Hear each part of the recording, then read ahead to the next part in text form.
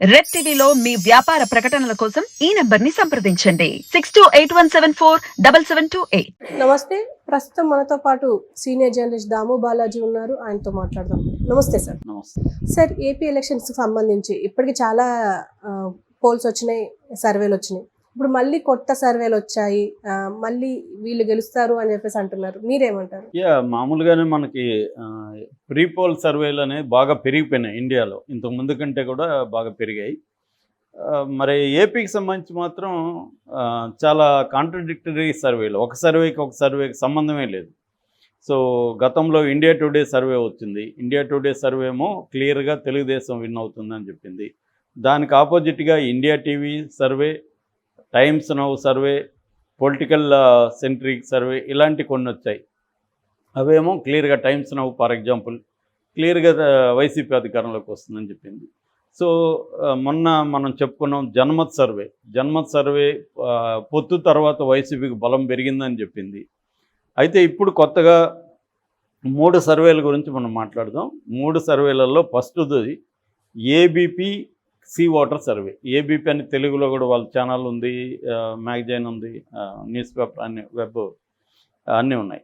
So ABP sea water survey ఏం చెప్తుందంటే కూటమికి 20 సీట్లు వస్తాయి. ఇది వచ్చి ఓన్లీ నేషనల్ లెవెల్లో చేసిన సర్వే కాబట్టి అసెంబ్లీ సీట్ల గురించి చెప్పలేదు, ఓన్లీ లోక్సభ. సో కూటమికి 20 సీట్లు వస్తాయి, 44.7% వస్తుంది అనేది ఏబీపీ సర్వే చెప్తుంది. వైసీపీకి 5 సీట్లు వస్తాయి, 41% మాత్రం ఓట్లు వస్తాయి. కాంగ్రెస్కి 3% వస్తుంది. కాంగ్రెస్ అంటే కాంగ్రెస్ ప్లస్ మిత్రపక్షం, సిపిఐ సిపిఎం ఇంకా తేలలేదు అవన్నీ. సో క్లియర్గా ఏబీపీ సీ ఓటర్ సర్వే కూటమి అధికారంలోకి వస్తుంది అనేది చెప్పింది. ఇక న్యూస్ 18 సర్వే, న్యూస్ 18 అంటారు దీన్ని, నెట్వర్క్ 18 అని కూడా అంటారు. వీళ్ళవి నేషనల్ లెవెల్లో ఛానల్స్ ఉన్నాయి. వీళ్ళు సర్వే చేశారు. వీళ్ళు ఫస్ట్ దేశవ్యాప్తంగా చేసిన సర్వేలో 543 లోక్సభ స్థానాలకు గాను ఎన్డీఏ కూటమికి 411 వస్తాయి. మామూలుగానే బీజేపీకి ఒక టార్గెట్ పెట్టుకునింది 2024 ఎలక్షన్లో. వాళ్ళకి ఎన్డీఏ కూటమికి 400, బీజేపీకి సొంతంగా 370. ఇది వాళ్ళ టార్గెట్. ఆ వైపుగా వర్క్ చేస్తున్నారు. వీళ్ళు చెప్పేదాని ప్రకారం టార్గెట్ కంటే ఎక్కువ వస్తున్నాయి ఎన్డీఏకి. అయితే బీజేపీకి మాత్రం అయితే 350 వస్తున్నాయి. ఎన్డీఏకి అయితే 411 వస్తాయి. ఇండియా కూటమికి 105 మాత్రం వస్తాయి. ఇతరులకు 27 వస్తాయి అనేది వీళ్ళు చెప్తున్నది.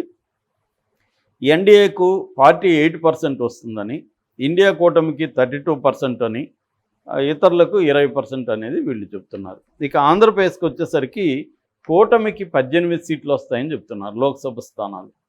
వైసీపీకి 7 సీట్లు వస్తాయని చెప్తున్నారు. కాంగ్రెస్కి 3% ఓట్లు మాత్రం వస్తాయి, సీట్ రాదు.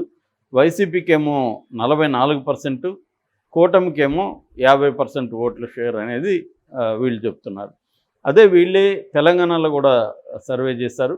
తెలంగాణలో బీజేపీ అధిక స్థానాలు గెలుచుకుంటుందని చెప్తున్నారు, 8 స్థానాలు. నాకు తెలిసి ఈ మధ్యకాలంలో ఇదొక్క సర్వేనే బీజేపీకి అధిక స్థానాలు వస్తాయని చెప్పింది. ఎందుకంటే ప్రతి సర్వే కూడా ఇక్కడ అంత కాంట్రడిక్టరీ లేదు సర్వేలలో.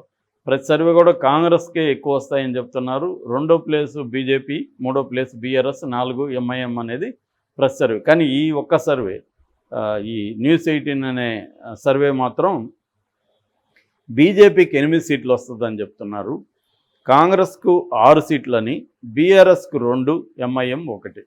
ఇది ఈ సర్వే చెప్తున్నది. ఇక ఓట్ల షేర్కి వచ్చేసరికి ఇది ఒక విచిత్రం. మామూలుగా బీజేపీకి 8 సీట్లు, కాంగ్రెస్కి 6 కదా. కానీ ఓటు పర్సంటేజ్ తీసుకున్నప్పుడు కాంగ్రెస్కి 34%, బీజేపీకి 28%. అంటే 6% ఓట్ల తేడా ఉన్నప్పటికీ 2 సీట్లు వస్తుంది అనేది వీళ్ళు చెప్పేది. అంటే ఇదేమి అసంబద్ధం కాదు, కాకపోతే కొంత ఆడ్గా ఉంది. తర్వాత బీఆర్ఎస్కు 27%, అంటే 1% తక్కువ బీజేపీ కంటే. కానీ సీట్లలో తేడా మాత్రం 6% తేడా ఉంది. ఇది అంటే ఈ 2 ఏబీపీ అండ్ న్యూస్ 18. దీన్ని తెలుగుదేశం మీడియా విపరీతంగా హైలైట్ చేసింది. ఈరోజు ఆంధ్రజ్యోతిలో ఫ్రంట్ పేజీలో ఈ న్యూస్ 18ది వచ్చింది. ఇక సాక్షి కానీ వైసీపీ వాళ్ళు దీన్ని అసలు పట్టించుకోలేదు. అదే టైంలో పొలిటికల్ క్రిటిక్ అనే ఒక సర్వే వచ్చింది. జన్మత్తది కూడా మొన్న వైసీపీని వస్తుందనింది. ఆ సర్వేని తెలుగుదేశం మీడియా, జ్యోతి కానీ, ఈనాడు కానీ, ఎవరు కానీ దాన్ని పట్టించుకోలేదు. అట్లాగే పొలిటికల్ క్రిటిక్ని కూడా వాళ్ళు పట్టించుకోలేదు. కానీ పొలిటికల్ క్రిటిక్ ఏం చెప్తుందంటే వైసీపీకి 121 నుంచి 21 వస్తుంది, +or-5. 5 యాడ్ అవ్వచ్చు, 5 తగ్గచ్చు, ఏదేమైనా 121 పాయింట్. ఇక కూటమికి 54 మాత్రం వస్తాయి, +or-5 అనేది వాళ్ళు చెప్పారు. కాంగ్రెస్కి 2.5% వస్తుందనేది వాళ్ళు చెప్తున్నారు. ఓట్ల షేర్ తీసుకుంటే 49.5 వైసీపీకి వస్తాయి, 43% కూటమికి వస్తుంది.